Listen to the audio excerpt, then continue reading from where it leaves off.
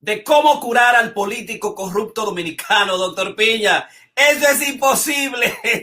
Alguien me dijo en mi grupo de asociación política, bueno, la mejor muerte es la pena de muerte, hay que matarlo. No, no, no, no, no. No estamos en esa época.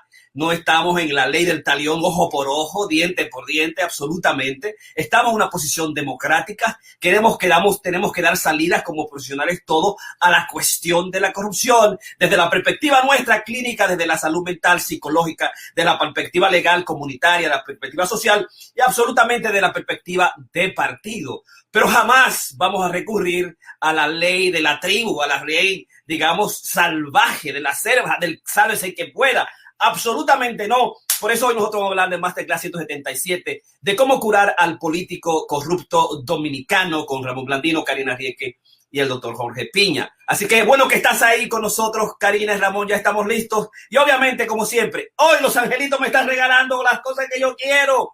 Óyeme, todas las cosas que tengo, 1, 2, 3, 4, 5 y 6. Déjame ponerme las rojas. Me hicieron bozales para cuidarnos nosotros en esta época de pandemia. Mírala ahí, cuídate tú en esta época de pandemia. Mira qué lindo me veo. Mis regalos, mis angelitos también. Hoy mis angelitos me dieron otra cosa más por ahí. Me dieron una vaina que es, digamos, mira, óyeme, esto es para un cargador también y además para guardar las cosas de los antisépticos. Cuídate en esta época de pandemia, que es importante. No salgas en las Navidad, controla esta Navidad, por favor, quédate ahí, espera tiempo, distánciate lo suficiente, hazte la vacuna cuando llegue, digamos también, haz el test, mantente tranquilo. Esa es la idea. Así que bueno, gracias, qué bueno que estabas por ahí. Masterclass 177 de cómo educar al político corrupto. Karina, ¿cómo te sientes? La dinámica va a variar. Ramón comienza el plan. Y este es simplemente lo que vamos a crear hoy, señores. La creación del SAR Anticorrupción RD con $1 millón en fondos ficcionales para la mejor propuesta de Masterclass de Ramón Blandino, Karina Rieke o el doctor Jorge Piña. ¿Qué tú opinas? Los políticos de República Dominicana, los políticos a nivel latinoamericano, en Europa, en Estados Unidos, hoy vamos a crear el SAR Anticorrupción RD. Es un concurso ficcional de $1 millón. Ustedes que están ahí, opinen. ¿Quién va a darle mejor propuesta? Alguien me dijo, bueno, no hay propuesta, es imposible. El mundo es corruptible continuamente. Nos jodimos todos. No hay posibilidad. Yo creo en esta ocasión que hay posibilidades. Vamos a ver quién va a ser el SAR de esta, digamos, de esta perspectiva nueva. Karina, ¿cómo te encuentras? Yo estoy muy contenta de estar realmente en el medio. Hoy me pusieron en el medio, no me están vendiendo, yo estoy feliz en medio de dos personas sumamente inteligentes que respeto, aprecio y quiero mucho. Así es que ya me quitaron del medio. Pero ahí me gusta más, déjame arriba. Arriba está lindo. Así es que nada, muy contenta de traer este tema en el día también muy preciso para lo que nosotros sabemos está pasando en nuestro país, ya que está haciendo un proceso de limpieza o está ensayando algo que me parece interesante. No sé qué tan lejos llegará, ya que muchas veces nosotros sabemos que eso se queda en allante y realmente no llega mucho, pero vamos a estar optimistas. Excelente, muchísimas gracias. ¿Cómo te sientas, Ramón Blandino? Te encuentro preocupado en este concurso. No sé si tú vas a dar la talla para dar los planteamientos filosóficos, psicológicos, asistenciales sobre de cómo curar al político corrupto dominicano. Ramón. Bueno, el problema no es cuestión de talla y el problema no es del dominicano. O sea, que estamos hablando de que la corrupción es algo que ustedes van a oír en un momentito mi presentación. La solución aquí, este es el dilema. Yo esta noche quiero empezar mi charla y te la voy a pasar a ti para que entonces, si quieres, me introduzca con dos citas. Una de Karl Marx. Él decía, no es la conciencia de los hombres la que determina la realidad. Por el contrario, la realidad social es la que determina su conciencia. Y eso fue Karl Marx en El Capital. La segunda es un poquito más poética. Esta la escribió Don Francisco de Quevedo, ese gran escritor español. Y él dijo, el enfermo de avaricia fácilmente con dádivas se tuerce, O sea que le voy a dar esta pequeña primicia para entonces después empezar el tema, después que tú hagas tu comentario, Jorge. Perfecto, cómo no. Entonces estamos listos, preparados para nosotros comenzar lo que es el Masterclass 177. Estamos en Navidad completamente y nuestro programa completo es amplio, pero yo voy a obviar el programa. Yo espero que ustedes, digamos, lo sigan el programa general como tiene esta semana completa, muy bueno. Pero el Masterclass de hoy es sobre cómo curar digamos, la corrupción en la República Dominicana, Estados Unidos, en cualquier parte del mundo, porque las posiciones que nosotros damos somos posiciones globales que se pueden aplicar en cualquier país de Latinoamérica, desde la perspectiva psicológica y también de la perspectiva socio-psicoética. Y hoy es el concurso, el SAR Anticorrupción RD, con $1 millón en fondos ficcional para quien dé la mejor propuesta. O sea, que te llame Biden de los Estados Unidos o que te llame el presidente Abinader, a ver, que tú vayas a resolver el problema de la corrupción a nivel global, a nivel local y a nivel nacional. Así que, bueno, que están ahí con nosotros y enseguida el analista Ramón Blandino. Primeramente quiero reconocer un autor dominicano que no he podido tener la oportunidad de conseguir su obra, es el Cándido Gerón. Él escribió un libro que básicamente es el primer tomo de esta compilación, que se llama 172 años de corrupción en la República Dominicana, 1844 a 2016. Cáncer globalizado. Yo sé que a Jorge le gusta este tipo de temas y este es un libro que voy a tratar de conseguirlo porque quiero que lo podamos seguir, digamos, hablando. Aquí tiene una muy buena revisión porque él esboza una sinopsis cronológica de la corrupción durante los gobiernos desde el siglo antepasado, desde Horacio Vázquez, después sigue con Rafael Leonidas Trujillo Molina, Donald Reed Cabral, Joaquín Balaguer, Salvador Jorge Blanco, Leonel Fernández, Hipólito Mejía y Danilo Medina Sánchez. O sea que esto viene en una de las próximas presentaciones, pero por el momento quiero reconocer ese gran esfuerzo y ese trabajo de que el investigador ha propuesto. Él básicamente dice que es el caudillismo mediático y la corrupción y el nepotismo, es básicamente lo que afecta a la República Dominicana. Pero para que ustedes tengan una idea de qué estamos hablando, estamos hablando del fenómeno de la corrupción, y la corrupción es un fenómeno tan antiguo como la historia de la propia humanidad. Yo me puse a hacer Jorge me ha puesto a mí a volver otra vez a mis viejos andares de investigador. Y yo dije, bueno, aquí Jorge me tiró la pelota caliente, te la voy a devolver. O sea que empecé primero a darme un pequeño, una revisión de la literatura en términos desde cuándo se ha establecido que ha habido corrupción. Y los primeros estudios que se están, digamos, tienen cierta evidencia, datan del 3.400 años de antigüedad en la Asiria y la Babilonia, donde se aprecia una lista de empleados que aceptaban sobornos. Y existen evidencias de que la primera legislación anticorrupción fue promulgada por el faraón Horemheb en el 1342 a.C. En él se tipificaba como delito el acto en que un juez aceptaba dinero de un litigante en detrimento del otro. Por su parte, otro gran libro, la Biblia, contiene numerosas referencias de casos de corrupción, sobre todo en el libro de los Reyes. Desde entonces estamos encontrando una cantidad de hechos históricos. En la antigua Grecia hay grandes documentos de esto, los filósofos así lo detallan, y por supuesto el mayor, digamos, la mayor evidencia la encontré en lo que fue el Imperio Romano, en la República, que esto fue básicamente uno de los graves problemas que llevaron posiblemente a la caída del Imperio Romano. El peso de la corrupción básicamente en lo que la política romana, en la idea de la res pública, que se tradujo en el uso del concepto de la corrupción, considerablemente parecido al que tenemos hoy. Esto es interesante. Desde la Edad Media habían personas que estaban, digamos, presentando lo que era en la Roma de los Césares y más luego en el periodo de la Edad Media y en el Renacentismo, pensadores tan importantes como Santo Tomás de Aquino, Dante Alighieri, en sus escritos políticos, se referían a esto y hablaban de la tiranía. Y básicamente pensaban que, decían, quienes se equivocan han de ser tratados como tiranos, que no observan el derecho público para el bien común, sino que procuran desviarlo para el suyo propio. Luego hubieron otros, digamos, autores o filósofos como Hobbes, Locke y Pascal, entre otros grandes pensadores que pusieron de manifiesto la corrupción en Europa. O sea que nosotros en República Dominicana estamos a la altura de los países más desarrollados, lamentablemente, en esto negativo. No somos, digamos, no estamos fuera de este, digamos, de este papel.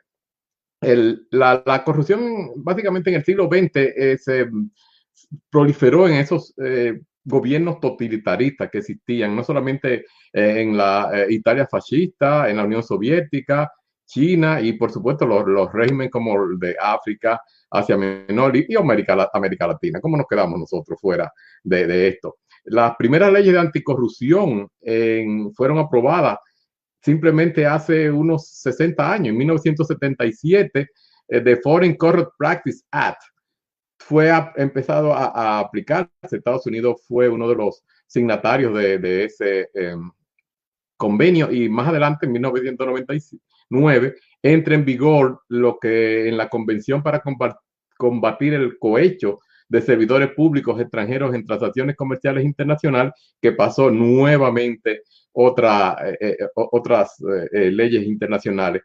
En 1993 se fundó la agencia Transparencia Internacional, que es la primera organización internacional dirigida a la lucha contra la corrupción. Y ellos publican los índices de percepción de corrupción en el barómetro global. En esta era que yo me estaba refiriendo la semana pasada, que yo quería mencionar, porque República Dominicana básicamente no está en una posición tan privilegiada como pudimos haber pensado. República Dominicana está en la posición 137 de 179. Y ustedes dirán, bueno, eso no es realmente un buen índice. Si lo comparamos con otros países, como por ejemplo, hay personas que me dicen, no, pero Estados Unidos es el país que menos problemas tiene. No, Estados Unidos está en la posición número 23. ¿Quién es el país que tiene menos corrupción? Dinamarca. Después está Nueva Zelanda, Finlandia. Esta me sorprendió, que es Singapur en la número 4. Suecia, Suiza, Noruega, Luxemburgo, Alemania, Islandia, Canadá. Todos estos países están muy por anteriormente a los Estados Unidos, pero ya ustedes pueden entender un poquito de la psicología de la corrupción cuando ustedes pueden ver cuáles son los países con los índices de corrupción más bajos. Están precisamente, con excepción de Singapur, que para mí fue una sorpresa, en la posición número 4, todos son los países europeos por encima, digamos, de Alemania, todos los países nórdicos, si se quiere. Y por supuesto tenemos también a Nueva Zelanda, una antigua, es parte de la mancomunidad inglesa, y ahí están ellos. Pero básicamente, el último que está en la lista, el país con el índice de corrupción más alto es Somalia, con 179. Antes de ello, simplemente voy a mencionar los últimos 5, o no, vamos a mencionar 10 para que tengan una idea. Está del 68 al 79, 168, Guinea, Bissau, 160, junto con Libia está luego Norcorea, Venezuela, Afganistán, Sudán, Yemen, Siria, South Sudán y Somalia. Esto le puede dar más o menos una idea de por dónde andamos. Pero yo también quiero entrar entonces en la psicología. Yo no me quiero meter en la parte, digamos, de la política, que no es lo mío.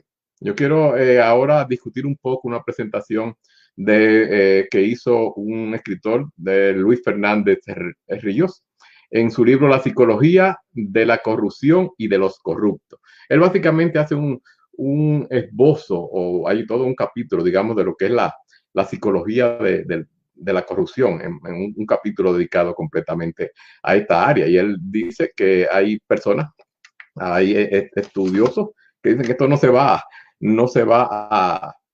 a resolver. Él piensa, él es un poquito más positivo, quizás así como Jorge.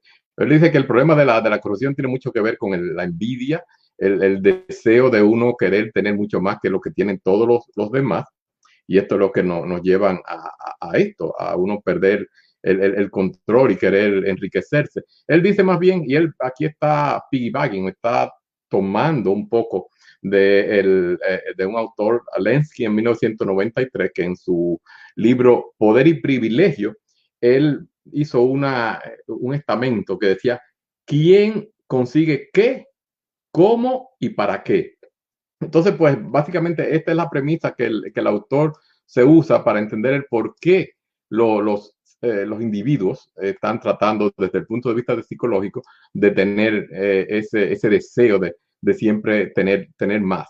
Él dice que varios autores han hecho referencia a todo lo que es esto, que los políticos buscan una recompensa, y no los políticos, sino todo, como decía Quevedo, el enfermo de avaricia, que fácilmente con dádiva se tuerce. O sea que yo pienso que para decir si una persona es o no corrupta, tendríamos que darle la oportunidad de que sea corrupto, y si no se corrompe, entonces podemos decir no es corrupto. Pero yo en esto pues tendría que hacer como una lámpara y buscar el hombre honesto, aquel del que estamos hablando. Eso es un poquito más complicado. En lo que es la psicología de la corrupción, según lo presenta este autor, él dice que la corrupción es un comportamiento de riesgo. Es un comportamiento de riesgo porque todo lo que se está dando aquí es tú estás arriesgándote a conseguir algo y estás tratando de ver que no te atrapen. Esto básicamente, según Ortega y Gasset, dice que están viviendo en esa frase orteguiana que decía, vivir es constantemente decidir lo que vamos a hacer. Y entonces pues uno decide lo que quieres hacer, y en este sentido, pues muchas veces el individuo decide que quiere tener dinero, que quiere tener esto, y ¿cómo lo hace? Bueno, el fin justifica los medios, y esto lo dijo el príncipe Nicolás Maquiavelo.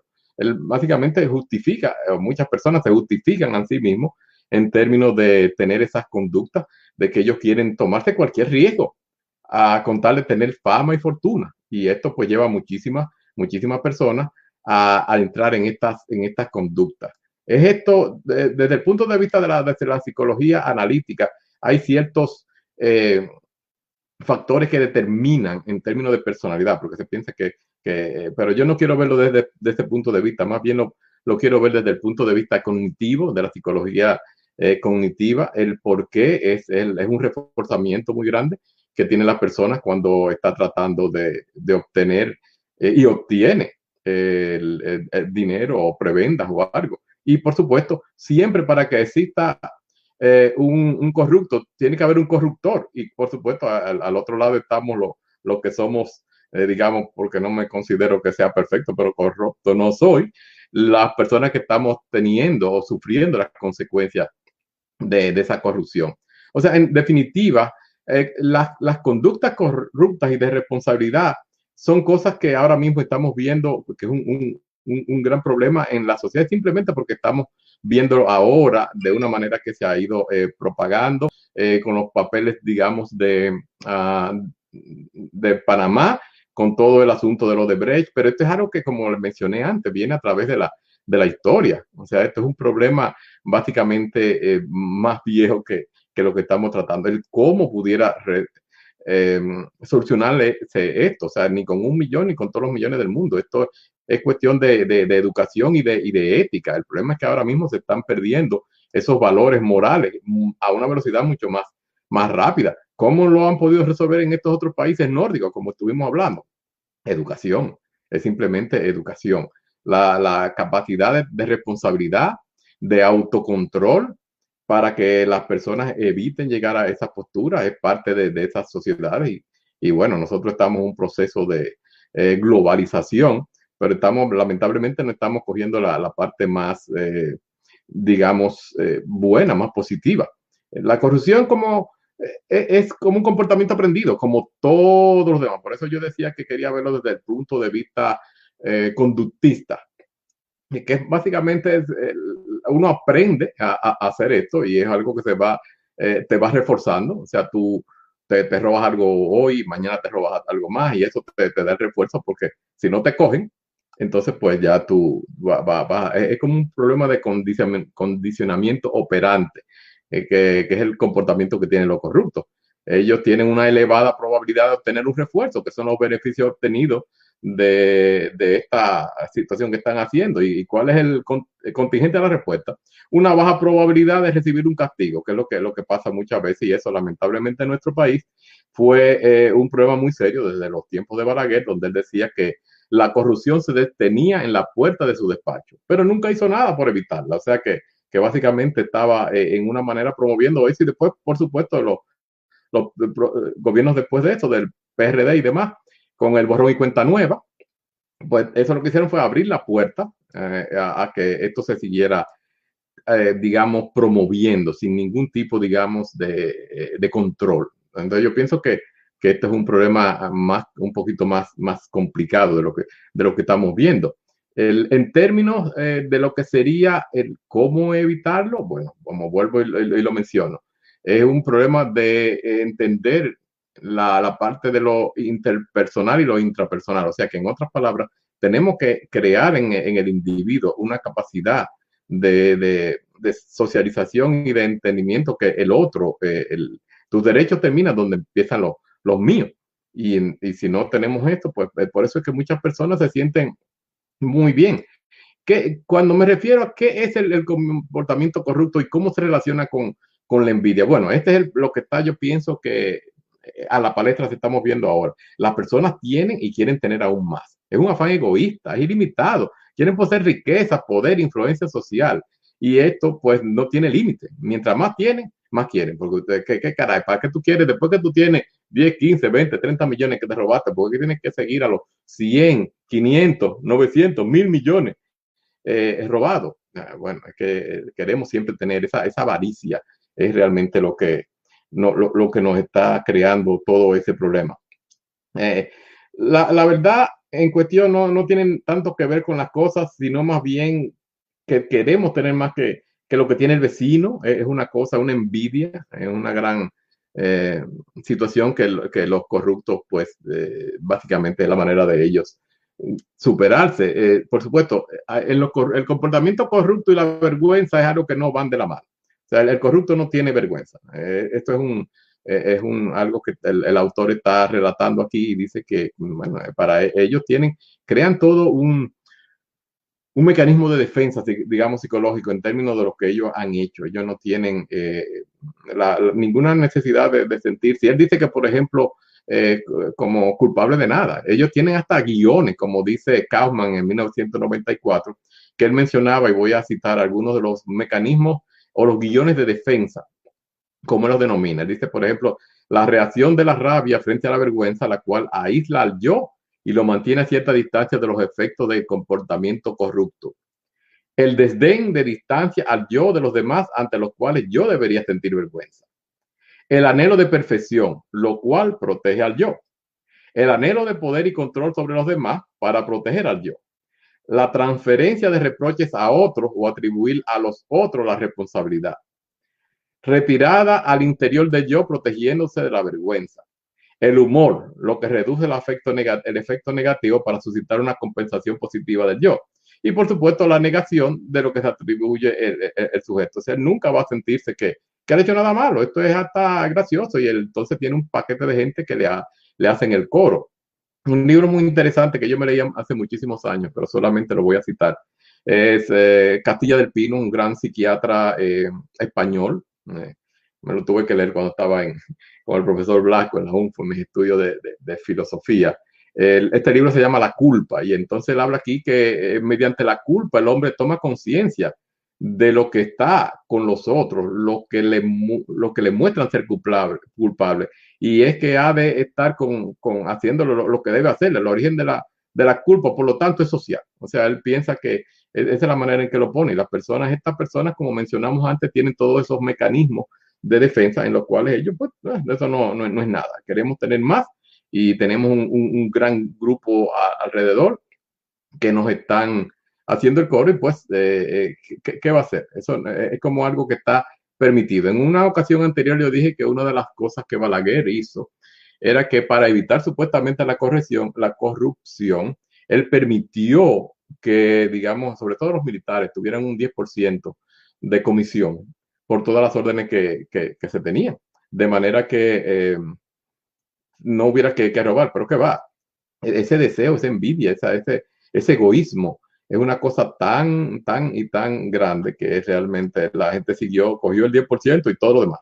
O sea que ¿qué pudiéramos hablar entonces o qué el autor se refiere que se puede extraer de lo que él presenta como los 5 principales principios en términos de la psicología de los corruptos? Él dice que los sujetos se comportan arriesgándose de forma corrupta para obtener cada vez más de lo que quieren poseer, sea lo que sea, eso no importa. El segundo, el individuo corrupto solo se le puede considerar responsable de aquellos comportamientos que se hallan bajo su control. El tercero, los comportamientos corruptos son aprendidos a lo largo del proceso de socialización, ya sea a través de mecanismos del condicionamiento operante o del aprendizaje observacional. O sea que tú te robas algo y no te cogen y esto tienes un refuerzo para volverlo a hacer. O del aprendizaje observacional, tú ves al otro robando, tú ves que tiene un yate y tú ves aquello y tú dices, bueno, pues yo también me voy a meter ahí. El próximo es en su vertiente del afecto y sentimiento subjetivo. La envidia puede actuar como una motivación o un factor que contribuye a lo que los comportamientos corruptos, a que los comportamientos corruptos tengan lugar.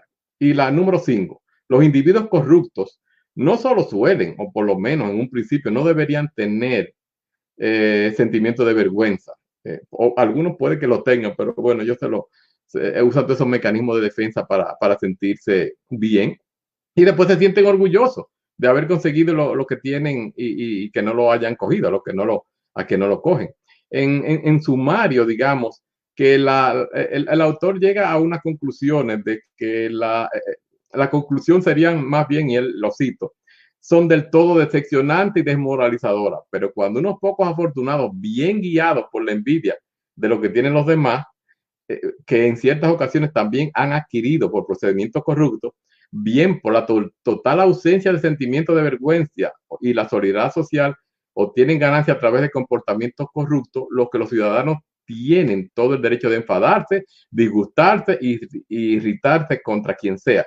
La triste conclusión, y Jorge, esa es la parte que quizás tú no querías oír, es que es decepcionante la inferencia, pero es mucho más dura la realidad. O sea, estamos viviendo en una época en donde la corrupción es rampante en nuestro país. Simplemente ahora se ha destapado y yo no sé si esto es algo quizás hasta hipócrita, porque ha pasado en todos los gobiernos anteriores. Ya hemos visto algunos índices o algunas presentaciones que no necesariamente son, como dirían, kosher, como regalarle 100 millones de pesos a los músicos dominicanos, a ciertos músicos dominicanos. Yo no voy a entrar en detalle, estas noticias están ahí en los periódicos, están pidiendo la renuncia de un ministro, o sea, que el que quiera que entre a los periódicos dominicanos y que dice, al final, dijeron, bueno, hay que regalárselo porque ese dinero estuvo mal apropiado y la realidad es que no lo van a devolver porque ellos dicen que ellos lo distribuyeron entre sus músicos. O sea que quién realmente es el que está aquí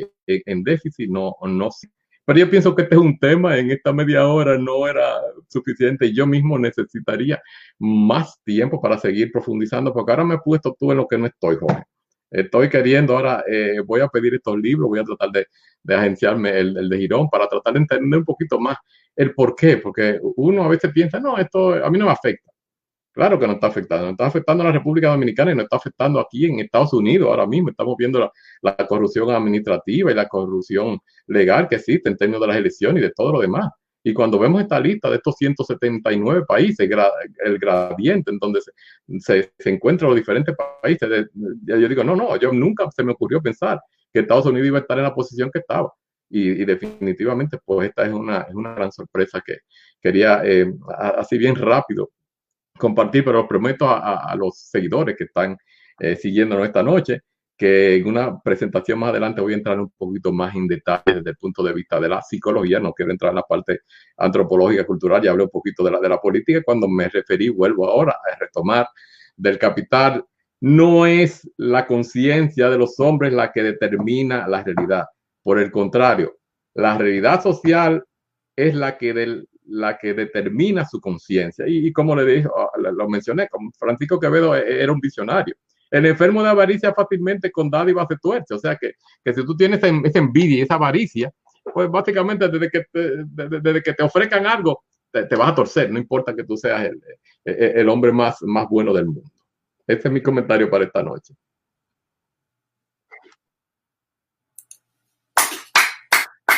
Perfecto, excelente. Estamos en Masterclass 177 de cómo curar al político corrupto dominicano y estamos en la preparación para la creación de un plan psicológico de rehabilitación moral nacional y al mismo tiempo estamos haciendo una especie de concurso entre nosotros ficcional para crear el SAR anticorrupción de la República Dominicana con $1 millón en fondos ficcional también para ver quién propone, hace la propuesta mejor. Sí, Ramón Blandino, que obviamente él pidió una prórroga, no le vamos a dar la prórroga, para Karina Rieke, que va a presentar la suya, y vamos entonces después a terminar conmigo. Karina Rieke. Vamos a darle sonido Gracias, a la poeta. primero Karina Rieke, Ramón, wow, me encantó tu presentación. Yo ahora quiero aprender más también del tema, es decir, traíste muchas interrogantes y realmente puntos sumamente interesantes. Yo no sé, yo siento que estos son temas que realmente yo no soy una experta. Estoy de acuerdo con lo que Ramón expuso. Yo creo que esto es un problema individual de choices, de elección individual, pero yo creo que son procesos aprendidos y que los gobiernos han facilitado. Es decir, se ha creado realmente una muy fácil estos manejos o mal uso de lo que son los recursos del pueblo para beneficios totalmente personal. Y es muy lamentable porque yo siento que nosotros tenemos una gran oportunidad cuando estamos cuando estamos realmente en una posición de poder. Tenemos una gran posición para crear una historia, para quedar en la historia con una gran obra, y saber que hay personas que la utilizan para tener no solamente lo que necesitan, sino como explicaba Ramón, para tener demasiado. Es decir, estamos hablando de que los abusos que se cometen, los robos, los niveles de corrupción realmente a veces son dolorosos por la falta de táctico al obtenerlo, la falta de sensibilidad. Jorge el otro día me daba unos datos que a mí me parecieron, wow, horrorosos, donde él me dijo que hay un político dominicano que posiblemente dejó dañar lo que eran medicinas de un hospital. No tengo todos los detalles, pero a mí eso me pareció totalmente, me rompió el alma, y que hubieron niños que murieron por este procedimiento, ¿no? Por esta acción de esta persona. Y a mí me dolió mucho, porque tú puedes, y más si tú eres una persona joven, tú realmente puedes renacer, crear un nombre en buena fe, para el bien de la humanidad. Yo sí pido mucho a Dios, y yo lo digo, yo pido mucho, y pido grande, y pido bastante, y pido en mucha abundancia, para yo poder de alguna forma dar. Y si no tengo dinero, bueno, yo quiero dar mi talento a la humanidad, quiero dar mi servicio, y por eso yo siento que soy una terapista muy apasionada a lo que yo hago, porque transformar la vida de un individuo, si en la vida nosotros podemos hacer eso, yo siento que hemos hecho mucho, porque realmente no creo que es la presencia de nosotros en la tierra, pero si a pesar de ser felices, que yo sí creo es nuestra presencia nuestra en la tierra, podemos transformar y cambiar a un ser humano con una buena obra, good for that. Yo siento que amén. Yo siento que eso es bellísimo. Y saber que hay tanta gente que deja ir esa posibilidad por beneficios que al final, dime tú, tener 2 Ferrari, como que, coge uno y reparte el otro, pero realmente los niveles de corrupción son realmente asombrosos, como la gente abusa. La corrupción política es, y es bueno que nosotros lo definamos, porque realmente yo siento que tiene muchas diferentes definiciones y la gama es sumamente grande. Es realmente es la comisión de delitos llevado a cabo por un político, ¿verdad? O de un funcionario que aprovecha su posición, su estatus político, para acceder a recursos que realmente no le pertenecen a ellos. El concepto de corrupción que más conocemos es el de la asociación al político, ¿no? Y no solo esta relación es exclusiva de robar o sustraer fondos políticos, también se puede hablar de los jueces, de cómo si un juez acepta soborno para acceder a recibir otro tipo de compensaciones por una condena mucho más leve a alguien que realmente necesita ser condenado. Esto también es parte de este tipo de sobornos, ¿no?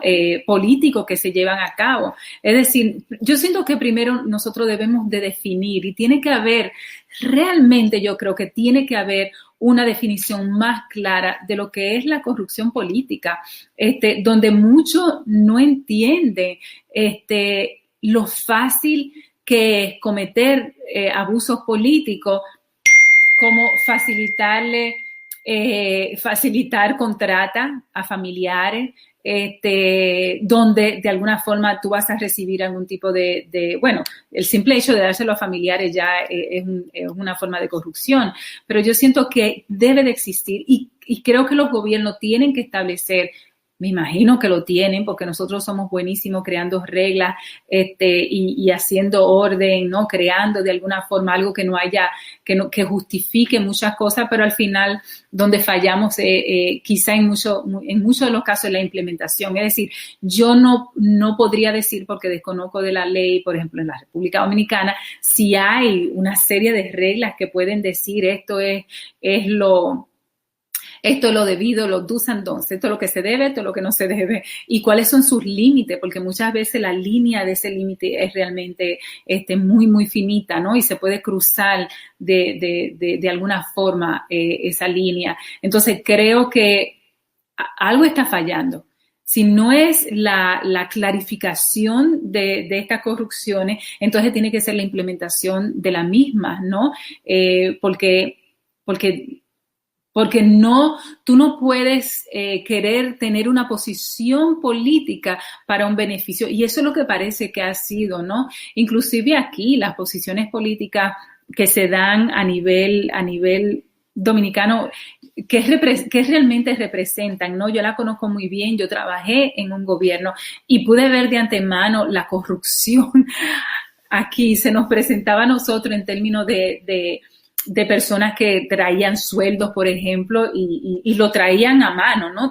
Venían cada 3 meses a pagar, ¿no? Y había una manipulación de esos gastos. Eso me parece también corrupción política. Y yo he dicho que voy a escribir un libro de mi estadía en la Casa de la Cultura, y lo voy a hacer, y siento que es algo que yo he estado realmente escribiendo ya por un buen tiempo, y que lo voy a plasmar en un libro, y estoy loca por hacerlo realmente. Es algo que hablo mucho con Jorge, y que va a crear muchos espantos porque yo soy muy clara en muchas cosas, ¿no? Entonces, yo siento que yo he enumerado algunas 10 propuestas, si se puede, para nosotros realmente trabajar con lo que es la corrupción, aunque sí lo digo desde una perspectiva muy psicoanalítica, porque esa es mi condición, ¿no? Yo siento que cuando una persona se mete en lo que es la corrupción política de cualquier parte, hay personas realmente que se ven muy afectadas, y hay personas que le duele, porque son resources, son realmente herramientas que es para beneficio de mucha otra gente, ¿no? Que una sola persona se le está llevando.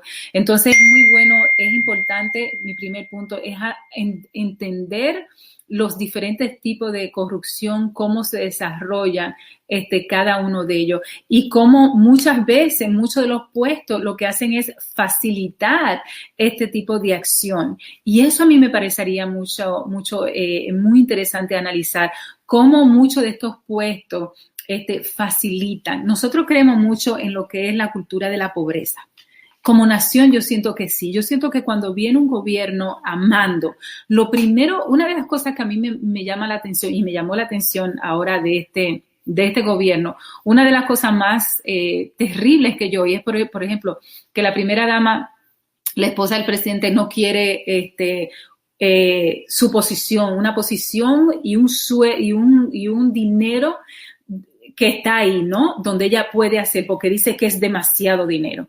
A mí eso me parece el disparate más grande que yo he oído en mi vida, porque tú sabes todo lo que tú puedes hacer con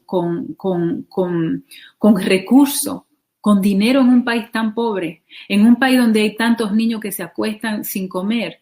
Y tú me dices a mí que tú tienes unos recursos que ya están ahí, que ya están asignados para esa posición, que no recuerdo el nombre, pero me imagino que Jorge me la traerá ahorita, como primera dama, y tú dices que no, que tú no vas, ay, no, porque es mucho dinero. Pero qué disparate más grande, con todo el respeto que la señora se merece. Pero yo lo que quiero es recursos. Tú lo que tienes que hacer es el ejemplo. Dame esos recursos para yo hacer el bien y haz el bien. Entonces, pon un ejemplo realmente de acción, de transformación, de evolución. Trabaja con las mujeres que necesitan, trabaja con las teenagers que se embarazan temprano, trabaja con los niños huérfanos que hay tanto en nuestros países, trabaja con lo que es qué sé yo, que la gente aprenda a leer y escribir, la alfabetización en nuestro país. Es decir, vamos realmente a crear y utilicemos las posiciones para eso. Es decir, nosotros no podemos correrle ni a la posición ni correrle a los recursos asignados en tal posición. Nosotros lo que tenemos es que tener gente muy buena en esas posiciones. Lo otro el punto número 2 es traer más poder a las personas, buscar de alguna forma un camino que una a lo que son los ciudadanos de esa nación, empoderarlo a ellos, y que ellos sean parte de un proceso de gobierno local, donde se puedan identificar las prioridades y las necesidades para encontrar las soluciones a estos problemas. Entonces, ese sería mi punto número 2. Y yo siento que son puntos realmente bien sencillos. Yo siento que el punto número 3 es realmente traer juntos, formar informalmente procesos que puedan trabajar junto con instituciones no gubernamentales y con instituciones gubernamentales para crear una especie de monitoreo al progreso de diferentes mecanismos que están ahí para servir al pueblo. Es decir, yo siento que el gobierno no puede ser la única entidad que deba de regir, supervisar estos diferentes mecanismos donde se dan tanta corrupción. El punto número 4 es realmente, nosotros estamos en la era de lo que es la tecnología. Entonces, nosotros tenemos que utilizar herramientas, utilizar la tecnología para crear un dinamismo de intercambio entre el gobierno, entre los ciudadanos, entre los negocios civiles, entre los negocios, la sociedad, grupos, el media, y la academia, donde se pueda realmente educar a un pueblo sobre esos do's and don'ts, sobre esas cosas que se deben y no se deben de hacer, y realmente resaltarlo y quitarlo, ¿no? Entonces yo siento que la herramienta de la tecnología, con todos estos diferentes mecanismos que yo he mencionado, se deben de crear para realmente utilizarlo a favor de esa canalización,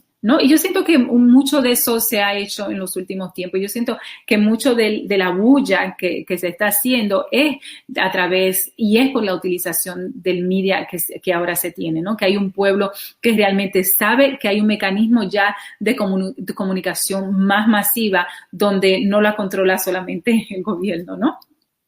Lo otro es, el punto número 5 sería desarrollar formas de llevar lo bueno.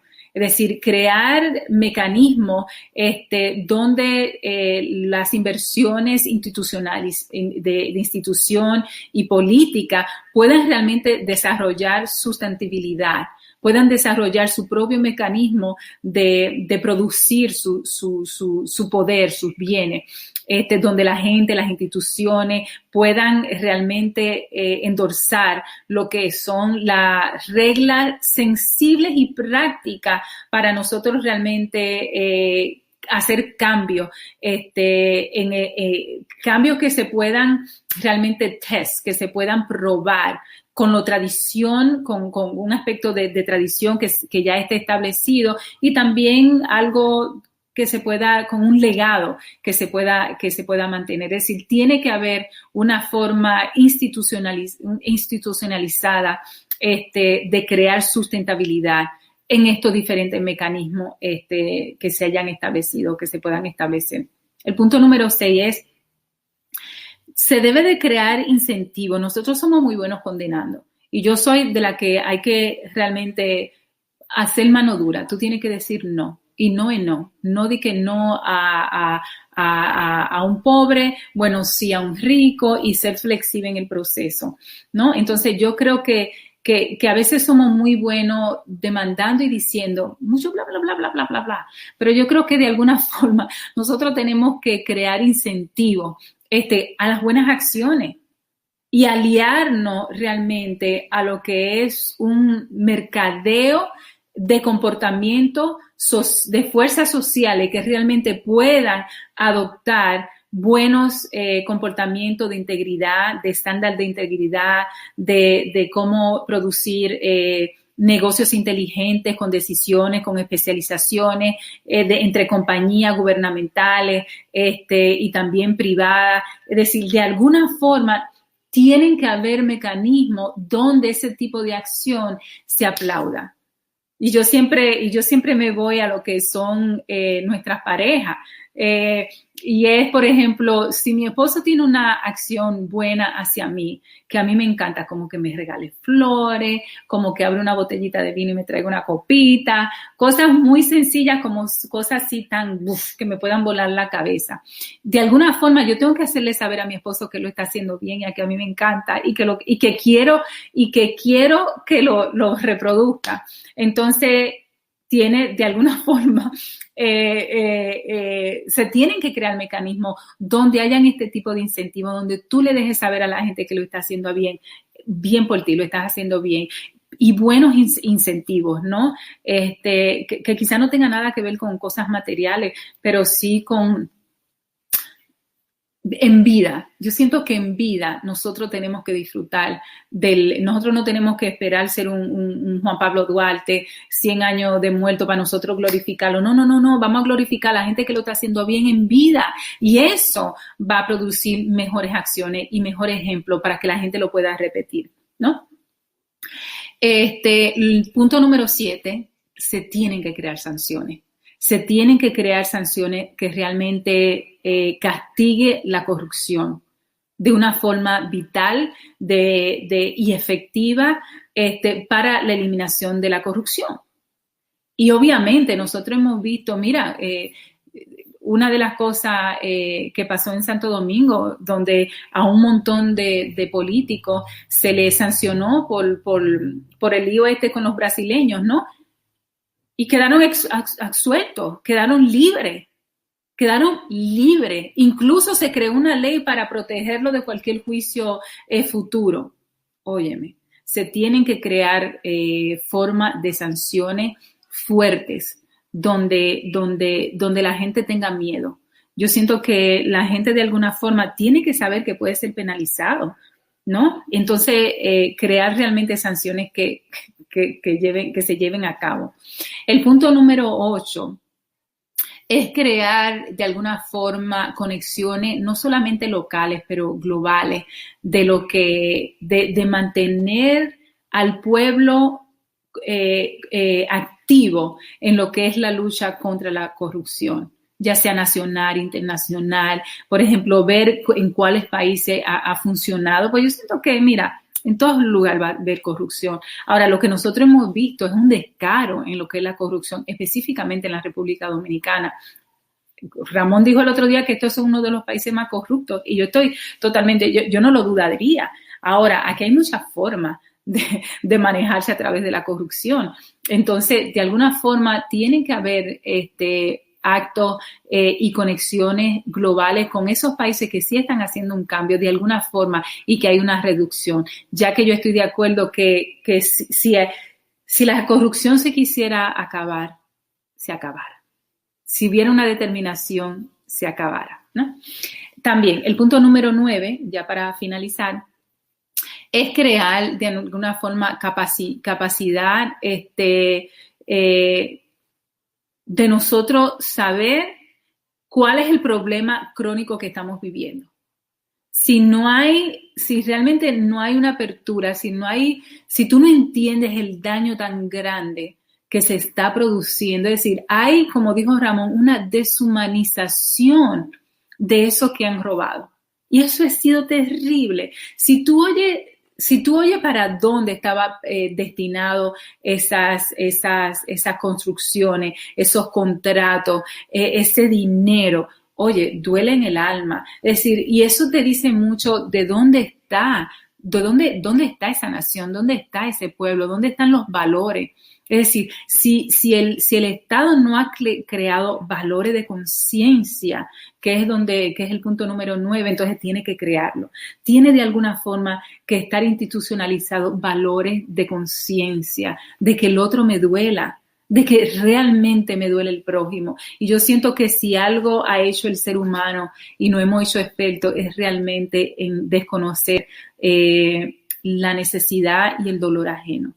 Y eso a mí me parece que ha sido terrible en unos tiempos donde nosotros realmente promovemos tanto la evolución del hombre y su capacidad de transformar y adaptarse a los cambios. Y yo siento yo cuestiono muchas veces ¿para qué?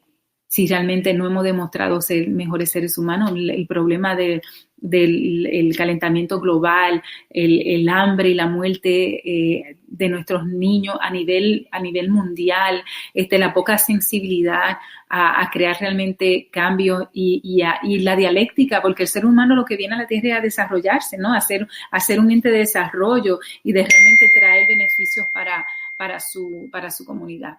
Punto número 10. Nosotros tenemos que aprender en el proceso de hacerlo. Yo siento que cualquier estrategia en estos momentos realmente va a ayudar a supervisar y a evaluar y a adaptar situaciones de cambio que se puedan hacer. Entonces yo siento que nosotros realmente tenemos que crear estrategias de monitoreo donde estos tipos de acciones realmente tengan un ojo más amplio. Y como yo dije, yo no siento que soy una experta en nada de esto. Ahora, yo sí creo que es, como dijo Ramón, deja mucho y siento que es un reflejo de moral de un gobierno. No de una nación, no de un gobierno, de una nación y realmente de lo que el pueblo está sufriendo. Yo siento que hace falta mucha sensibilidad en este proceso y hay gente que le duele muy poco. Yo realmente quisiera que se penalizara de alguna forma, primero que le quiten todo lo que han robado. Tienen que hacerlo, que creen formas de miedo y de temor. Nosotros los seres humanos, gracias a Dios, por eso tenemos a Dios. Yo creo mucho en Dios, pero Dios ha funcionado con un mecanismo de miedo a la maldad, a que, oye, hay un gran que te está viendo. Yo quiero creer en eso. Yo de alguna forma quiero creer en eso, ¿no? Y tenerle miedo a algo. Y yo siento que ha pasado tan impune por tantos tiempos que la gente no tiene miedo, no tiene vergüenza. Y eso es terrible, ¿no? Que el ser humano realmente no tenga vergüenza. Y estos políticos realmente han demostrado no tener ningún tipo de vergüenza. Excelente. Hemos presentado la presentación de la poeta atleta Karina Rieke. Su plan psicológico, psicoético, anticorrupción, en este masterclass de cómo curar al político corrupto dominicano. Estamos tratando de crear el SAR Anticorrupción RD, con $1 millón en fondos de una manera ficcional al que presente su mejor plan. Ya vimos el plan de Karina, también el plan de Ramón. Yo voy a presentar el plan de Dr. Piña. ¿Ustedes tienen café por ahí que puedan, digamos, comenzar a tomarse su cafecito? Entonces, déjame yo comenzar con mi plan, ¿no? Y el plan, de alguna manera, yo lo he estado ido desarrollando porque este es uno de los temas que la gente que está aprendiendo mucho, que me está pidiendo el podcast, que lo está buscando, que lo está downloading, que se lo está refiriendo a otros amigos, que lo está refiriendo mucho.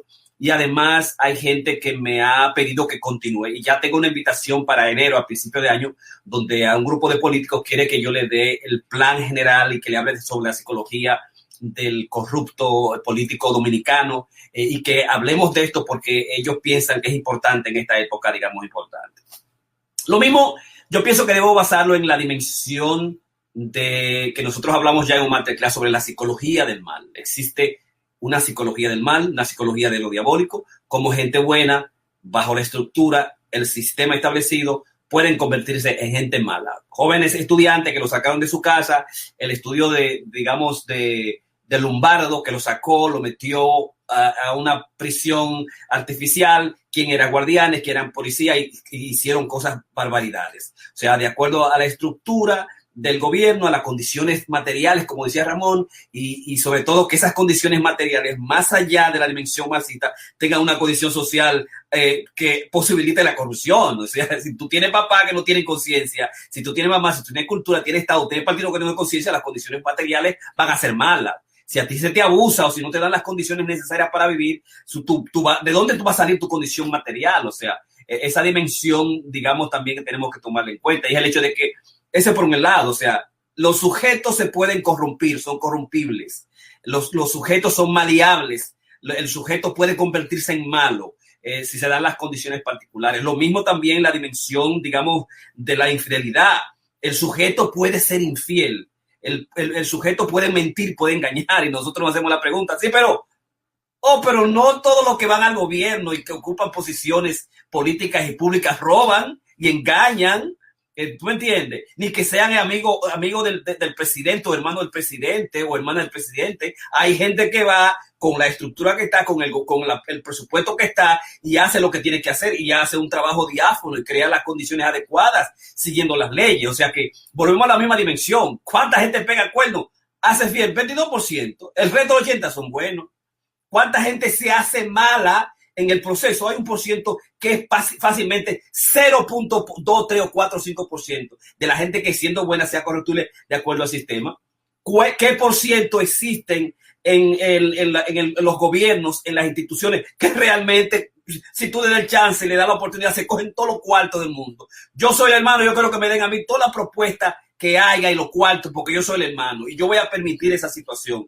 O sea que la dimensión, el hecho de que, bueno, esto se dañó, esto se jodió, no podemos hacer nada con la corrupción. O sea, todo el mundo roba, si le dan la oportunidad, todo el mundo engaña. O sea que no, hay gente que vira dinero y llama, y que le dejan miles y miles de dólares en Santo Domingo, República Dominicana, Latinoamericana, en Europa, y los taxistas llaman.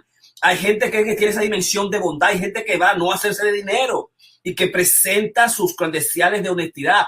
O sea que tenemos que tomar eso en cuenta. En base a esa dimensión de que no todo el político y todo que va al Estado va a robar y que se van a presentar las condiciones del lugar, que hay gente que va a salir, que es el elemento de la psicología de lo diabólico, es estar con una dimensión: yo no voy a robar, yo no voy a engañar, yo voy a ser héroe. Es decir, yo voy a utilizar los bienes sociales y del Estado para hacer servicios sociales. O sea, yo estoy muy de acuerdo con lo que Karina plantea en el hecho de que, wow, a la primera dama se le dio un presupuesto, un trabajo. No, yo no lo voy a coger. Óyeme, pero haz el ejemplo, cógelo y dáselo a la gente que está ahí.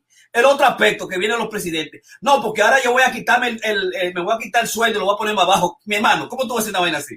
¿Cómo? ¿Tú tienes que tener más dinero? Pon más dinero, date más cuarto. Dale más cuarto a todos los ministros, dale mucho dinero de esto es su sueldo, esto es lo que hay. Ahora, si tú robas, te me va, tú te me sales.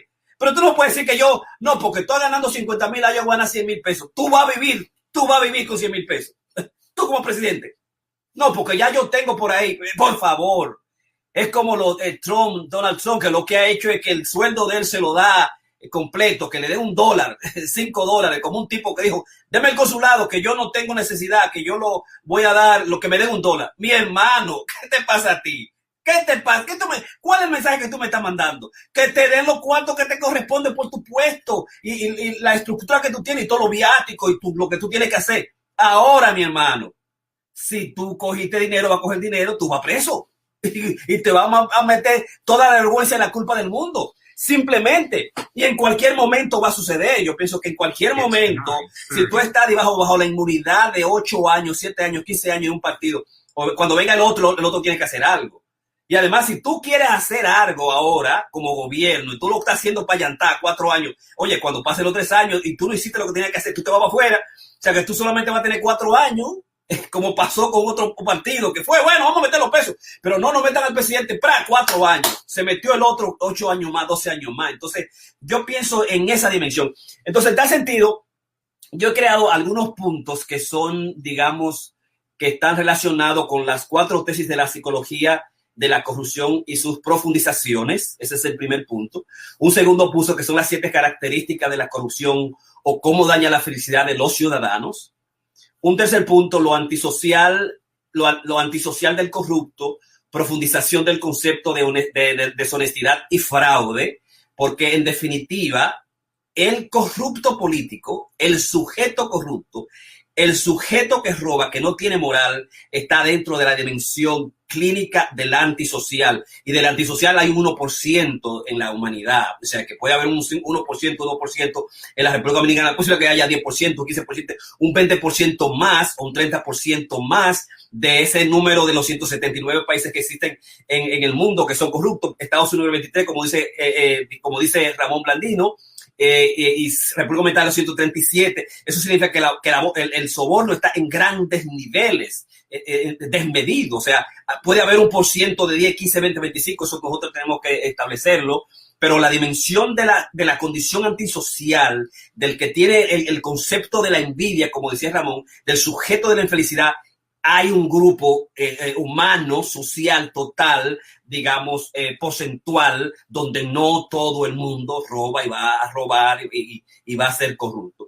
El punto 3, la descripción ontogenética de lo que alcanzan el poder. El punto 5, causación parental, la resolución, una paternidad más ilustrada, sofisticada y personalizada, ¿no? Por el hecho de que muchos de estos corruptos son gente que tiene un vacío enorme, una infelicidad interna y una envidia extraordinaria, que desde que llegan a la oportunidad tienen 5 carros, 5 carros, pero ven acá, mi hermano, ¿de dónde pasó?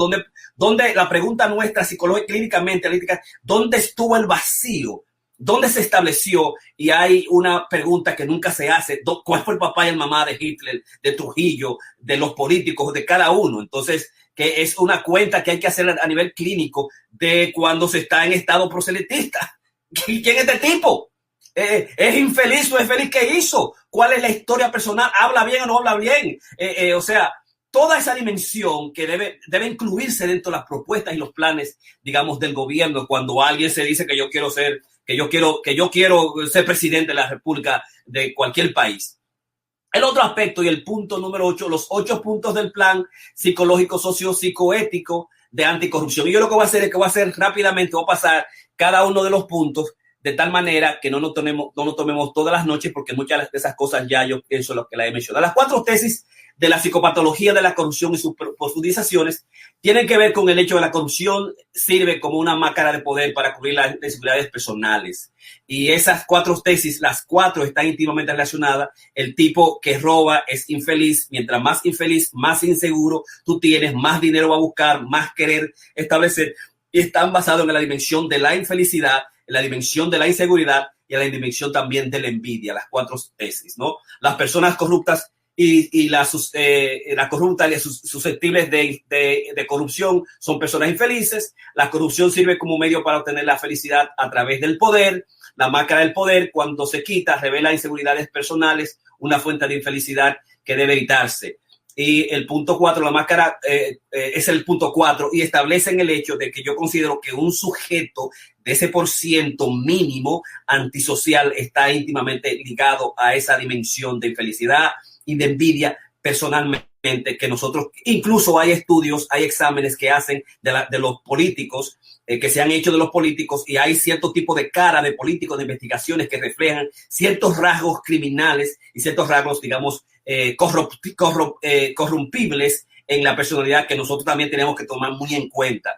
Las 7 características, es el punto número 2, las características de la corrupción o cómo daña la felicidad de los ciudadanos, y muchas de las cuales nosotros hemos establecido, como la necesidad de reconocimiento, un grupo dentro del grupo o una network, una red personal, la lealtad grupal por encima del poder hacia la comunidad, el paradigma de nosotros ellos, la institucionalidad del no, que es una dimensión, digamos, de discriminación, la necesidad de poder que lleva a más poder, a la dimensión de lo que el poder corrompe, y el poder absoluto corrompe absolutamente.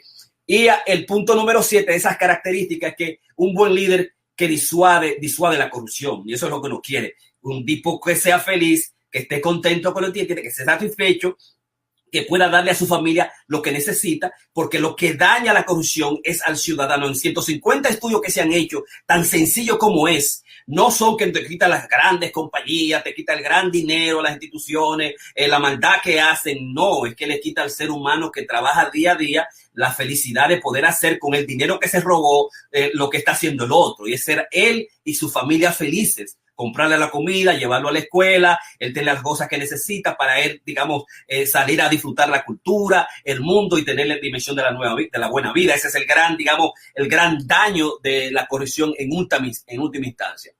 El otro aspecto es que lo antisocial del corrupto y las profundizaciones del concepto que están íntimamente ligados a la deshonestidad y al fraude. Yo quiero, digamos, ahí hacer algunas acotaciones. Por ejemplo, el hecho de que quizás la esencia misma de la corrupción se capta mejor mediante los términos estrechamente vinculados a deshonestidad y fraude. Y probablemente lo sea una coincidencia que haya tantos sinónimos que caracterizan los muchos aspectos complementarios de los rasgos corruptos y de condena. Así se considera, por ejemplo, codicioso o avaro, sin escrúpulos, engañosos y hambriento de poder, búsqueda de estatus, delincuentes, criminales y vil. Y cuando agregamos los usos agresivos y explotadores del poder, cuando se encajan con estas características adversivas, términos como, por ejemplo, ominoso, incluso horribles, como megalómanos, dictatoriales, autocráticos, autoritarios, despóticos y tiranos, son los sujetos que están frente a la situación, digamos, del poder del robo de los corruptos. Por ejemplo, si vamos a encapsular todas estas propiedades de la personalidad, lo que determinamos como su denominador común es un comportamiento que es antisocial, fundamentalmente, peligroso para el bienestar de los demás y para la sociedad en general. Es la anarquía básica de las personas que tienen una sed incesante de poder que no le ponen que no pone al peligro a los demás, debido a que a estos individuos carecen seriamente de empatía. No pueden identificarse emocionalmente con aquellos a quienes dañan, ya sea económicamente, física o sexualmente, o mental o emocionalmente. Son antisociales generalmente de la perspectiva clínica. Otros son vistos únicamente como un medio para alcanzar un fin brutalmente egoísta, como una motivación mezquina. No pueden dejar de deshumanizar a los demás, digamos, considerándolos y tratándolos como objetos sobre los que los deben tener una ventaja extrema. Siempre es la dimensión. Sin duda, no hay nada en ellos que merezca admiración a un sujeto absolutamente, digamos, corrupto. Ahora, el punto número 4 es la descripción ontogenética de los que alcanzan el poder. Chequéate estos elementos fundamentales. Quienes alcanzan el poder, sin duda, ya sea legítimamente o no, han sido descritos repetidamente como lamentablemente deficiente en empatía, mentir cuando conviene a sus propósitos, dominar o dominar a otros, dispuesto a iniciar la violencia o alentar a otros a emprender la violencia en su nombre, ¿verdad? Como está pasando en los Estados Unidos. Bueno, que se salgan afuera. Yo quiero el poder, castigar o vengarse de quienes se les oponen. No te va a dar el puesto, te voy a cancelar. Aprovechar todas las oportunidades para obtener lo que desean, independientemente de cómo sus acciones puedan afectar a los demás. Salirse con la suya de las cosas de las que podían ser inmunes o de otra manera, o pagar una multa sustancialmente menor si son sorprendidos infraganti, haciendo algo ilegal o poco ético, por ejemplo. Intimidar o infundir miedo a los demás es otro de los aspectos, la característica de los que autogenéticamente sustentan el poder, exigiendo irrazonablemente no solo atención a los demás, sino también su lealtad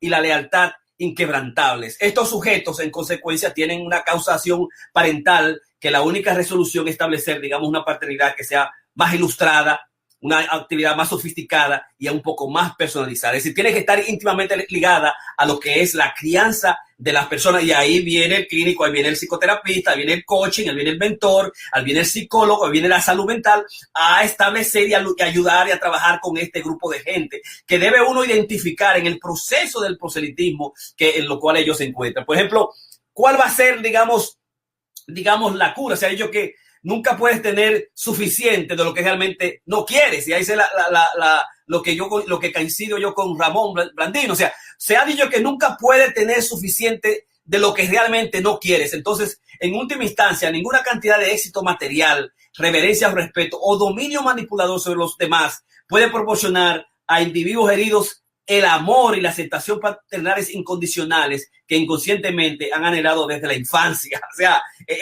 el sujeto corrupto, ese 10% de acuerdo a las condiciones del Estado, está ahí íntimamente ligado a papá y mamá, a la familia, a la estructura, a la comunidad, a cuando yo voy al partido político, a cuando yo me voy a estudiar, a quién yo admiro y a quién yo no admiro, ¿no? Y eso, de alguna manera, nosotros lo descubrimos. Por ejemplo, la solución es decir, una paternidad más ilustrada, sofisticada y personalizada, ¿verdad? Podría ser la solución, digamos, una solución que de alguna manera se tiene por ahí escondida, que no se quiere establecer. Y por eso yo decía, bueno, si Abinader es un tipo feliz porque su papá está buscando el poder, no lo logró, fue ético y honesto, si viene ahora y yo sé que sus hijas son felices, que cantan y bailan y que rapean bien y toda la vaina que le hemos visto por ahí, y que es una demostración del amor a lo popular, a la cultura, que están felices, que han estudiado, que no hay ninguna tristeza, depresión o violencia entre ellos, este tipo va a hacer un buen gobierno, ¿no? Entonces, que la dimensión número, digamos, el punto número 8 está íntimamente ligado también al buen líder. El buen líder va a querer hacer la mejor cosa. Así, con eso, entonces yo voy a pasar a lo que son, digamos, 8 puntos para finalizar que he escrito en el libro de La Sociedad del Cansancio de Byung-Chul Han, que después vamos alguna vez a presentar y traer. Y estos 8 puntos son los siguientes. 8 puntos y un punto más que puse al final, que está íntimamente ligado con la masterclass que dio Karina pasada. Primer punto. El primer punto del plan psicológico psicopolítico es el hecho de que no a la pena de muerte, no al ojo por ojo, ¿verdad? Que es el primer elemento, porque mucha gente me ha dicho, no, lo que hay que hacer es matarlo, de que tú te mates 1, 2, 3. Por ejemplo, Ramón Blandino se preguntaba entre Singapur, ¿por qué Singapur está en ese punto? Bueno, hay sociedades como China, como Corea del Norte, como, digamos, Myanmar, como Laos, como Irak, demás como Irán, donde si a ti te encuentras en soborno, en contrabando, en saqueo, en delitos de drogas, traición del Estado, tráfico de droga, trata de personas, intento de derrocar al gobierno, golpe de Estado, falsificación, especulación, mi hermano, usted le van a quitar la cabeza. Entonces, olvídate, cuando tú chequeas la dimensión del índice de corrupción, no existe. Porque te rompían en la cabeza inmediatamente. Y algunos de esos países, como por ejemplo en China, en Corea del Norte, no se publicitan los muertos. Es por Corea del Sur se da cuenta que mataron a fulanito, papá no salió, pasó eso, lo mataron. Entonces, por ejemplo, 150 y pico, 200, 10,000, 15,000, se dan cuenta que fueron matados y asesinados porque fueron corruptos, haciéndole soborno al Estado e incluso creando problemas a nivel de la economía, de la agricultura. Dice, no, aquí no se va a hacer esa vaina. Usted va a roto inmediatamente. Ahora bien, la gente tiende a decir, que vamos a crear la pena de muerte. Tente mucho cuidado que los primeros que se van a los latinos son los negros el inmigrante, el extraño, el otro, el que no tiene poder. O sea que no crea que, vamos a darle poder a los corruptos para que les rompan la cabeza al que meta la pata. Tú eres el primero que habla desde que venga un periodista a decir, fulanito le encontró, o a los Nuria Piedra, a los Zapata, a los, ¿cómo se llama este que es famoso allá en República Dominicana? Le comiencen a hablar, decir cosas. Zapete, el jarabe de Zapete. El jarabe de Zapete. La pena de muerte existe. No a la pena de muerte, jamás pensarla. O sea, porque lo que nos vamos y por el estudio de todas las penas de muerte, sobre todo en Estados Unidos, que debieron abolirse en cada una, es porque los estudios demostraron que estadísticamente el 99.1% eran negros todos y latinos posteriormente. Y el 1 menos 0.5, 1, 3, 4, 5, 7, 8% eran blancos. O sea que no inventemos cuando nosotros, digamos, jugamos al hecho de que, bueno, mátenlo porque no, ese es el primer elemento. Y tomarlo muy en serio y ponerlo en la primera dimensión. Punto 2 es el establecimiento de un buen liderazgo político y saber a quién nosotros llevamos al poder. Sanearlo, estudiarlo. Es bueno que le traigan toda la basura que tiene en el pasado, todas las historias, sí, que si maltrató a las mujeres, si abusó a mujeres, como se hace en Estados Unidos. En Estados Unidos se le busca todo, y si hace 30 años usted le puso la mano a alguien, espérate, tenemos que chequear eso, usted no puede ser güey, usted no va a ser presidente, usted no habla bien, usted no conceptualiza como en República Dominicana, usted no va a ser presidente. O sea que el saneamiento de un político, que tengamos nosotros un político como Mujica, que sea honesto, que sea sincero, que no tenga esa dimensión de avaricia, esa dimensión de envidia que se encuentra en la historia, en la biografía histórica de los políticos que tú la conoces y tú la vas a ver. O sea, ¿cómo tú aceptas poner a Trump cuando Trump ha dicho que lo único que quiere es ser gigante y tener cuarto y ser más grande y que por encima de una masa? ¿Qué va a pasar después cuando ese hombre se quede ahí? No se va a salir ni a perder. O sea, que ese aspecto es importante. Punto 2. Punto 3, incautar y recaudar fortunas, clave, como dijo Karina. Y bueno, que Abinader, por ejemplo, en República Dominicana, está nombrando un comité de abogados para agarrar dónde están los cuartos. Usted se lo llevó para acá, lo mandó para acá, quitárselo a todo el mundo y comenzar. Que no aparezca después un político con un carro de eso, como apareció, que te quitan los carros, te quitan la camioneta, te quitan los cuartos, que te quitan la finca, que después se la venden ellos mismos a los 2 o 3 años. Que no aparezca eso, sino que ese dinero se recupere y que impuesto público se le dé al Estado, se le dé al gobierno, se le dé a los ciudadanos de nuevo, a la gente que daña la corrupción, que es al individuo, al obrero, que no puede ser feliz por la infelicidad de otro sujeto que se está cogiendo todo su cuarto. El tercer aspecto es justicia para todos, digna y regia. Evitar la extrema orden de vergüenza y de culpa psicológica con castigos sociales, o sea, que respetar al sujeto bajo la ley digna y regia, pero que se aplique de igual para todos y que se sostenga y que se mantenga permanentemente. Yo pienso que es un aspecto fundamental y Karina lo estableció también dentro de sus planes. El número 5, salud mental para los infelices, a papá y mamá y sus hijos.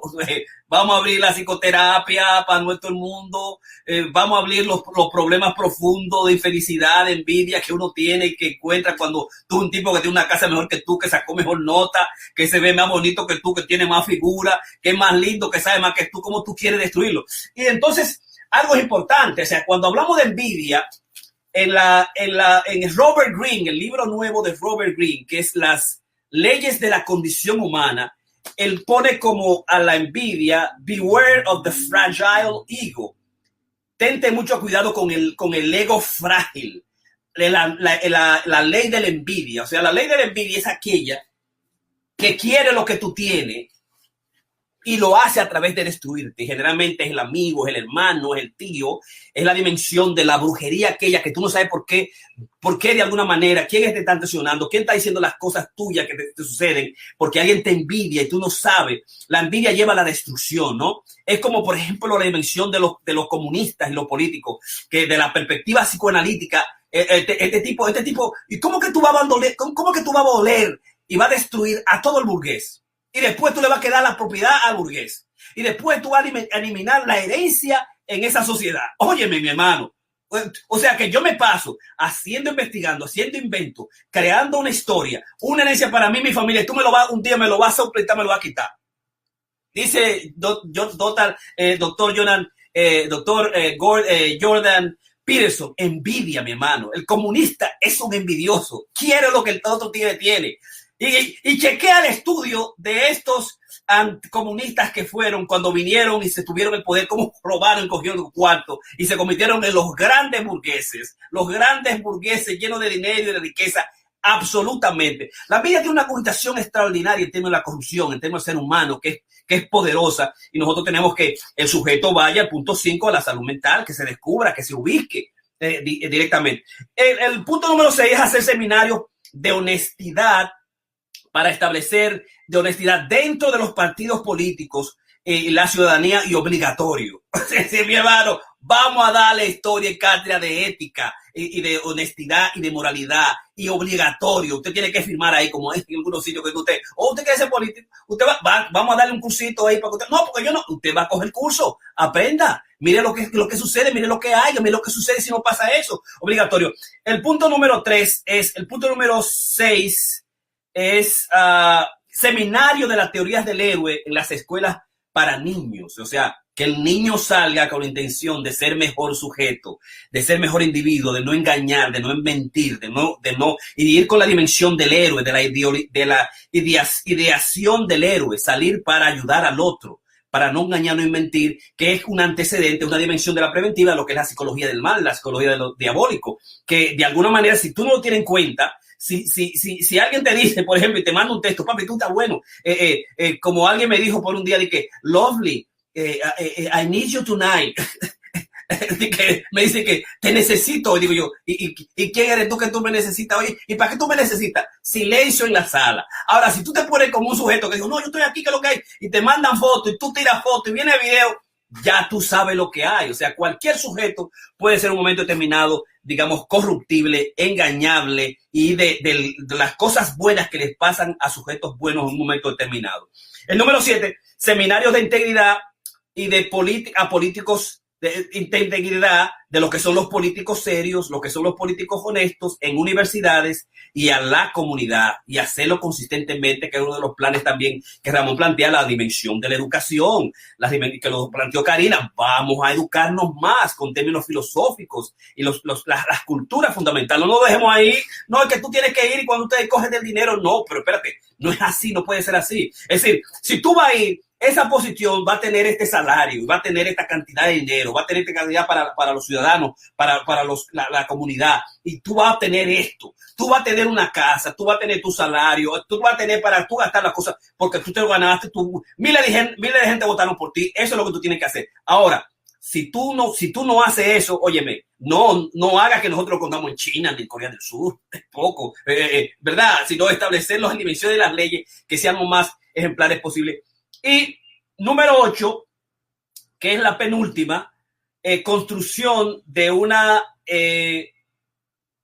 sociedad ética basada en la buena vida material, espiritual y cultural para todos, que es, digamos, que el candidato vaya a ser, digamos, una clase media más favorable, que sea digno vivir en una casa, tener su casa con agua potable, con salud, que garantice las dimensiones fundamentales, que impida al sujeto a crear rebeldía, a envidiar que un sujeto pasó con un carro del Mercedes-Benz y yo no lo tengo porque es posiblemente que yo no lo logre. O sea, el sistema, y por eso tú ves los países, los primeros, si Ramón, repito ahorita en el comentario, los 10 primeros países, que dentro de ellos está Canadá y Suecia, los países nórdicos, tú vas a encontrar que cuando tú vas ahí, tú vives, tú puedes vivir, tú puedes cantar, tú puedes hacer cosas, tú no tienes que estar buscándolas continuamente, tú no tienes que estar en lo que dice Byung-Chul Han, la sociedad del cansancio, que tú no hay que explotarte, tú te explotas tú mismo, o sea, tú no tienes libertad, tú eres el mono labores, tú tienes que continuamente, porque tú sabes que si tú no trabajas te va a quedar sin un chele, te va a quedar homeless, ¿qué va a pasar en la República Dominicana? Entonces, la dimensión de permitir que realmente los políticos hagan que la gente tenga agua potable, comida, que tenga su casa decente, fue lo que a mí me hizo irme de Santo Domingo, mandármelo, coño, pero ahí yo no voy a tener un caso, un carro un día, yo no voy a tener nadie que salga de ese país, ¿no? Y si yo me pongo a inventar, por ejemplo, me van a romper o no me van a dar un puesto en la política, en la salud pública, porque tú tienes que hacerlo así. Por ejemplo, yo tengo un metatoque el miércoles y es el hecho de que la corrupción y la cancelación de psicólogos que hay, Ah, no, porque se cambió, se movilizó en un cambio político distinto y entonces, pero ¿cómo tú estás votando doctores y psicólogos? Porque cambió, yo no entiendo. Pero si la corrupción se hace de antisociales infelices y los psicólogos son los únicos que te deben esa prioridad, ¿cómo que tú lo estás cancelando? ¿Cuál es la excusa que tú tienes? La asociación de psicólogos está ya gritando, cientos y cientos de psicólogos que lo están cancelando, pero ¿cómo va a ser eso? Yo no entiendo. ¿Cuál excusa tú tienes? ¿Qué es lo que tú me puedes decir contra eso? Y finalmente, ya que los hombres no pueden, que gobiernen las mujeres, vamos a promocionar la concientización de los valores más importantes del matriarcado, señores. Las mujeres son serias, son honestas. Solo lo hacen, como lo hizo en su masterclass Karina, cuando lo hacen a nivel grupal y por necesidades particulares. Por necesidades particulares de injusticia. La mujer por lo único que se encojona y va al gobierno y va al Estado cuando hay injusticia social, discriminación, el blanco y el negro, quien sea, tan bien feliz. ¿Cómo es? No, pero eso es injusto. No importa que sea mi clase o no. No. Y entonces la mujer presenta esos grandes valores. Tiene la dimensión grande de la culpa, es la que crea la cultura, que establece la relación de los lazos sociales en cualquier sitio del mundo. Entonces, por eso, a través de una mujer está la familia completa, los tíos, los hermanos, la madrona, todo el mundo. Entonces, se cuida mucho de meter la pata. Un tigre lo mete preso, se desaparece, vuelve otro día, también posiblemente cambiado con una cirugía, no la mujer. O sea, trabajar los valores políticamente igualitarios y los valores del patriarcado en términos de lo que hace, digamos, a nosotros como comunidad, una mejor, digamos, comunidad.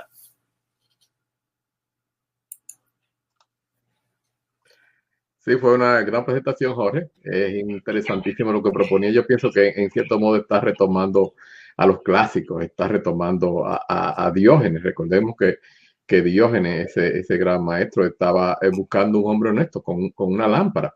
Y él básicamente pues, estaba siempre criticando con sus sátiras y diatribas la corrupción y las costumbres y los vicios de la sociedad griega, creándose la famosa escuela de los cínicos en el concepto griego de la palabra, porque ahora tenemos a entender el cinismo como la persona que se asocia a la tendencia a no creer en la sinceridad o en la bondad humana, ni en su motivación, ni en sus acciones. Es una manera como de expresar ironía o sarcasmo, pero en tu caso básicamente estamos hablando de cómo mejorar el ser humano. Y por supuesto, tú mencionaste de paso una de las personas que yo más admiro, políticos, porque son pocos los que yo admiro, y es Pepe Mujica.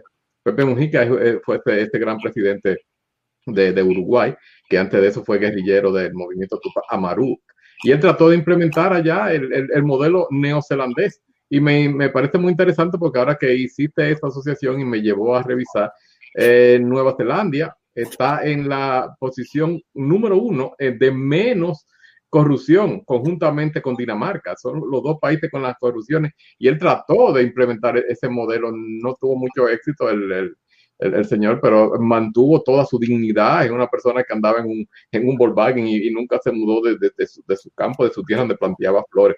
Recuerdo realmente que la parte de la educación también que tú trataste, no sé cómo el PLD prácticamente se pierde de esto, porque recuerdo cuando el profesor Bosch empezó con el PLD y las cartillas y las personas que venían a veces a mi apartamento y me traían teníamos que estudiar, teníamos que leer, teníamos que prepararnos, y lamentablemente pues con toda esa educación parece que se fue por un tubo y no sé dónde. O sea, la realidad es que la envidia y ese deseo de tener más y más y más dejó por el lado a todo esto que fue también una propuesta sociológica y cultural del PLD para llegar a lo que estamos ahora. Pero realmente yo pienso que hay mucho trabajo que hacer, y como tú mencionas, hay unos puntos ahí muy interesantes.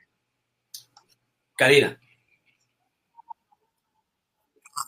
No, nada, es extraordinaria presentación, Jorge. Bueno, yo siento que muy adecuada, muy interesante, me encantó muchísimo. Y ojalá haya alguien de poder que pueda implementar o tú sabes, que esté escuchando. Yo siento que la parte de la salud mental me gustó muchísimo. Y ¿por qué no? Quizá evaluaciones con relación de lo que es la personalidad y quizás hacer como nosotros hacemos cuando vemos un paciente, que le hacemos todo un assessment. Quizá los políticos antes de ocupar cargo deberían de hacerle un assessment político y medir el nivel de corrupción, tiene que haber formas. En términos de personalidad, nosotros podemos definitivamente identificar, pero deben de haber mecanismos con relación a lo que son las tendencias. Un ladrón, un psicópata, es decir, con relación en la dimensión de la que nosotros estamos hablando, ¿no? Personas que le quitan la comida, no solamente a uno o a dos, pero a todo un pueblo. Hay hay algo psicópata ahí terrible, ¿no? De destrucción masiva. Hay algo ahí más allá de la acumulación de bienestar, sino de daño, porque aquí se juegan dos cosas, no es el 8 del daño de la acumulación, de que tú quieres mucho, es que en el proceso tú estás matando a alguien más, ¿no? Tú dejas niños sin medicamento, tú dejas gente sin comida, tú abusas del poder, ¿no? Entonces eso me parece totalmente desastroso, pero excelente presentación. Claro, muchísimas gracias. Como yo decía, el hecho de que allá, decir, los hospitales, lo que suministran a los hospitales infantiles de República Dominicana, los tigres se cogen el suministro completo de la medicina y todo, como presupuesto. Y en una ocasión, varios niños murieron en el hospital Robert G. Cabral allá porque no había dinero para poner el medicamento, porque alguien se cogió el presupuesto completo, lo cogió, se lo robó. Es digamos, el crimen directo que sucede cuando se coge el dinero y se roba al Estado directamente. Hay áreas el consumo de energía allá no se debe necesariamente porque hace falta energía, no es porque alguien lo cuarto que le correspondía a la zona este o X se lo cogió para él, porque yo lo voy a coger para él para yo tener más y hacer más. O sea, esa dimensión yo pienso que es lo que te pone a ti la dimensión de la impotencia. El otro aspecto es también hay que tener mucho cuidado, porque es que, Ramón, el hecho de cuando tú tienes una dimensión marxista-comunista, como nosotros la teníamos al principio, y está la dimensión de la envidia. Tú estás estudiando, como hizo el PLD, tú estás estudiando, pero tú estás estudiando como para aprender y para cuando yo vuelva a ver lo que yo hago, a ver cómo yo me hago más burgués lo más rápido posible. ¿Cómo yo puedo hacer más dinero? Pues si acaso a mí me sacan posteriormente. Después si me meten a la justicia, que yo tenga buen abogado para pagar. Porque entonces ahora yo como pobre, mientras más dinero yo tengo, mejor político yo tengo, mejor voy a cambiar la campaña. Toda esa dimensión de racionalizaciones que son mecanismos inconscientes, hay que traerlo, hay que discutirlo. No, es que si tú lo permites, si tú lo dejas en el partido, lo dejas en el gobierno, en la comunidad, nos deja a nosotros, se lo deja el papá, mamá, no, pero mi hijo es que tú estás ahí, es para que tú te hagas. No. Usted aquí no va a fumar, usted no va a robar, si usted venga, no me ponga la mano, coge por ahí. Hay que establecer esos perfiles y esas dimensiones desde el principio. Y yo creo que sí, vamos a hacer un evaluación psiquiátrica. Usted ganó como el dopaje. Aquí yo recuerdo cuando estaba corriendo, haciendo mi tiempo de voluntariado con la Asociación de Nueva York, y yo lo hice en el grupo de mujeres, y de repente, como yo estaba adelante dando las medallas, yo pude el primero y segundo lugar. Yo veo que un tipo, cuando salen ahí y entran, hay un tipo que la agarra y se pasa por aquí, por favor. A la segundo lugar, por aquí, sígueme por aquí. Al tercer lugar, sígueme por aquí, y comienza, y digo yo, ¿y qué es lo que pasó? ¿Qué es lo que va a pasar? Papá, y van allá caminando, el tipo ahí, sin que nadie le pegue, y se le mete en un cuarto, y cuando sale el cuarto, papá, ok, está bien, certificada. La segunda, hicieron lo mismo, al tercero, ¿y qué fue? Cuéntame, ¿por qué? No, el dopaje, mi hermano.